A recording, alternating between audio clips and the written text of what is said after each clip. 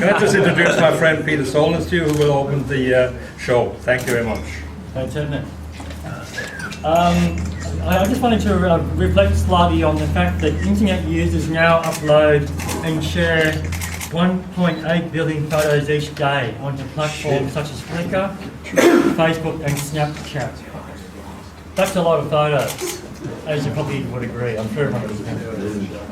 Which raises the question, apart from the good wine and the convivial conversation at the Art to Muse Gallery, why the heck are we here tonight looking at even more photos? So, the reason is because, I'm here because at a time where there is a tsunami of generic imagery flooding our senses, it is more important than ever that we discern what we want to see, to put a filter over the flotsam and jetsam that is floating around. Does that sound convincing? Perfect. Yeah. Okay, I'll keep going then. Okay. Edmund describes himself as a photographic artist. This is a very important distinction in such an environment of flooding imagery. Yes, Edmund uses a camera like the authors of all those 1.8 billion photos being uploaded each day. But this is where the comparison begins to pale. because Edmund is not defined by a camera. To him, the camera is a means to an end. In the same way that painters use acrylics or oils, or sculptors use marble or steel, Edmund employs the camera as a part of his artistic practice. Indeed, it is this elusive artistic practice which we are here tonight to celebrate. Not purely the definition it's not purely the photograph, but the artistic practice. Edmund's rare achievement is that he can create unique and compelling imagery from a tool as common as a camera. That is, as a fellow photographer, that is quite a challenge, to actually take your camera and create imagery which is above and beyond the everyday is a wonderful challenge, and Edmund achieves that with his work. It should also be emphasised that unlike most other photographers who constantly reproduce their works in multiple editions, Edmund sees his images he creates as a single entity. In the same way, a painter creates a single painting. Each framed image here tonight is a one-off creation. There will be no additions or future reproductions. I have the fortune of being Edmund's printer. I actually printed the work in this show. I have a large format inkjet printer, so I'm very familiar with Edmund's work, so I feel qualified to talk about that as a result. And I've studied his work very closely. I'm endlessly intrigued by the complexity, the variation, the sensuality, and the quality of his visions. As a fellow practicing artist, I can recognise a unique vision when I see it.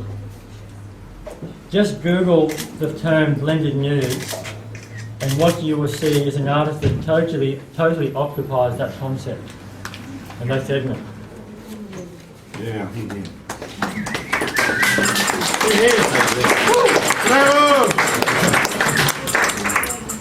To be unique in the art world involves an unflinching commitment to one's own visual language.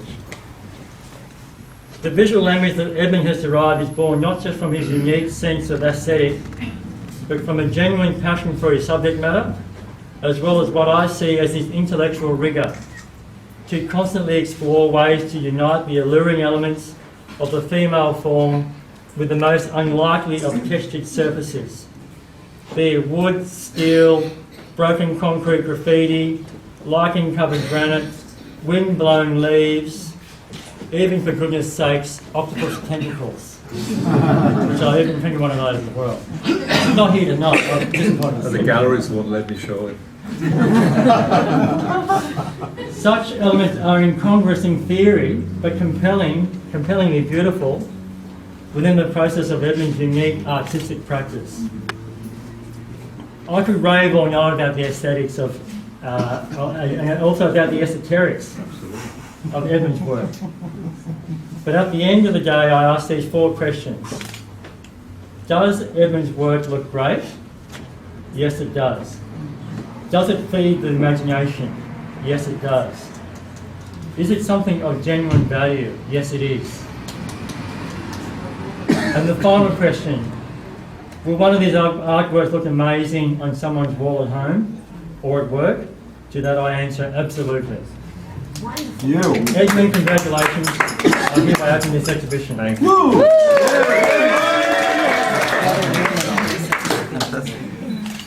Thank you.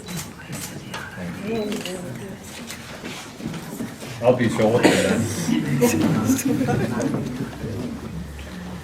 Thank you, Peter. I appreciate that introduction, and hope that there will be many more times to go the next so many years, because I'll always ask Peter to do it, because he puts a lot of effort into this, and I really, really appreciate it. You can check out his own superb quality work on Illuminated Landscapes. His website is the Illuminated Landscape. Do yourself a favor and check that out.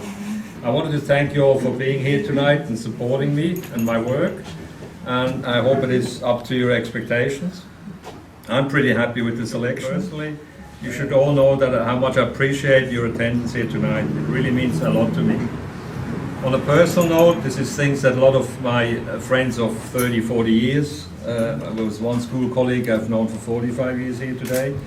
And no, I wanted to let you know the reason I'm in the right spot here at Art to Muse Gallery in Double Bay, besides the great location, which I'm sure you all agree, is that this is where I actually started my life, or our life, with the family in 1969, with my family who were living just up the road in Willara for my first 15 years.